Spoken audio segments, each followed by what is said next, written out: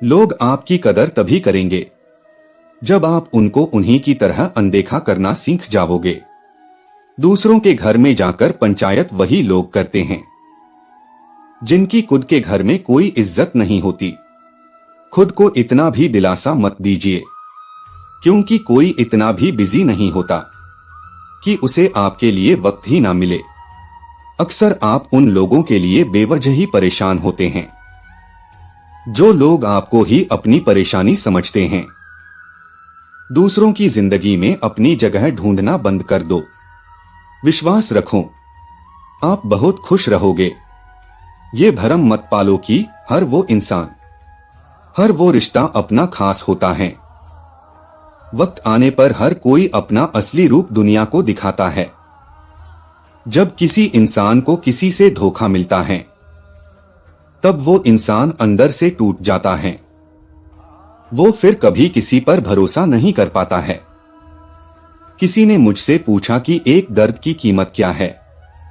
मैंने हंसकर जवाब दिया, मुझे नहीं पता, क्योंकि मुझे हर दर्द मुफ्त में ही मिले हैं। बस कुछ लोगों पर हद से ज्यादा यकीन कर लिया था। मरने के बाद की गई तारीफ और दिल दुखाने के बाद मांगी गई माफी का कोई मतलब नहीं होता। जो इंसान आपके बुरे समय में आपके साथ नहीं था, उसे आपके अच्छे वक्त में भी आपके साथ रहने का कोई अधिकार नहीं है। पीठ हमेशा मजबूत रखनी चाहिए, क्योंकि शाबाशी और धोखा दोनों पीठ पीछे से ही मिलते हैं। यदि कोई सामने वाला व्यक्ति तुमसे बात नहीं कर रहा है, बस वो तुम्हारे सवालों का जवाब दे रहा है, तो उससे बात करना छोड़ दो। ये जो भी मैं बोल रहा हूं उसे बड़े ध्यान से सुनो, क्योंकि उसे तुमसे कोई खास लगाव नहीं है। वो तो बस तुमको अपनी नजर में ये दिखा रहा है कि वो तुम्हारा अपना है। हालांकि बात कुछ भी हो सकती है।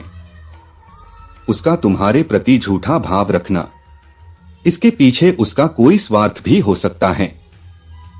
बस वही जानने की कोशिश करो। और झूठा भाव रखने वाले व्यक्ति का आपके जीवन में होना या उसे खोना, इससे कोई फर्क नहीं पड़ना चाहिए, क्योंकि शतरंज के खेल में और जिंदगी में एक चीज समांतर है। इसे थोड़ा ध्यान से सुनो।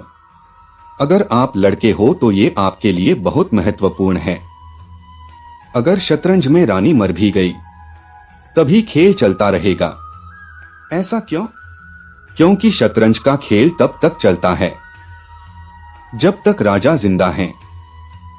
बस यही बात को हमेशा याद रखो और जिंदगी की लड़ाई ऐसे ही लड़ते रहना। देखो, यहां कोई किसी के लिए नहीं रुकता। न किसी से उम्मीद रखो, न किसी से कोई मदद की अपेक्षा रखो।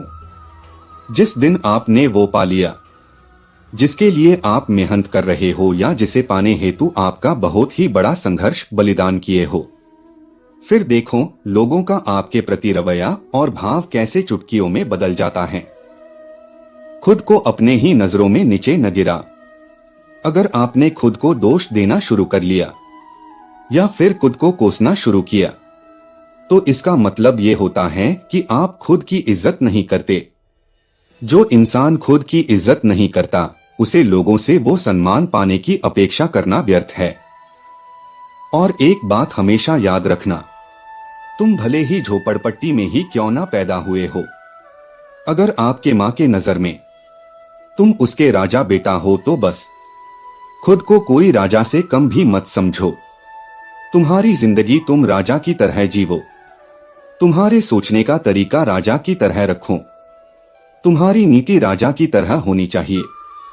ना किसी के होने से कोई फर्क पड़ना चाहिए और ना किसी के खोने से। दोस्तों, ये बात बहुत कम लोग ही समझ पाते हैं कि हमारे पास वक्त बहुत ही कम है। हमें जीवन में जो चाहिए उसके लिए प्रतीक्षा करते हैं। प्रतीक्षा नहीं, जैसे मानो तपस्या हो, और इसी उम्मीद में भविष्य में पाने वाले उस सुख के लिए योजनाएं बनाने लगते हैं। किंतु हम यह भूल जाते हैं, भविष्य को देखना हमारे हाथ में नहीं। जो होना है वो होकर रहेगा, वो चाहे अच्छा हो या फिर बुरा। हम भविष्य की चिंता में वर्तमान को जी नहीं पाते और यही हमारा सबसे बड़ा नुकसान है। जब आप श्री कृष्ण का नाम सुनते हो तब आपके मन में सबसे पहले क्या आता है? बांसुरी, गोपिका, माखन, वृंदावन। लेकिन ये बात कितने लोग जानते हैं कि जब श्री कृष्ण जी ने वृंदावन का त्याग किया था तब उनकी उम्र 16 साल की थी और जब वो त्याग कर रहे थे उन्होंने बांसुरी तक का त्याग किया था। श्री कृष्ण ने जाते हुए वो बांसुरी मां राधा को सौंप दी और कहा, देखो राधे, मैं बांसुरी सिर्फ तुम्हारे लिए बजाता था। और उसके बाद श्री कृष्ण ने कभी बांसुरी को छुआ भी नहीं। उसके बाद बांसुरी सिर्फ मां राधा ने बजाई। इससे हमें क्या सीख मिली? सीख यह है कि जब तुम पर दायित्व आएगा ना, तब तुम्हारी सबसे प्रिय जो चीज है तुम्हें उसका भी त्याग करना होगा और आगे बढ़ना होगा। यही जीवन है और यही जीवन को बेहतर बनाने का प्रथम नियम है।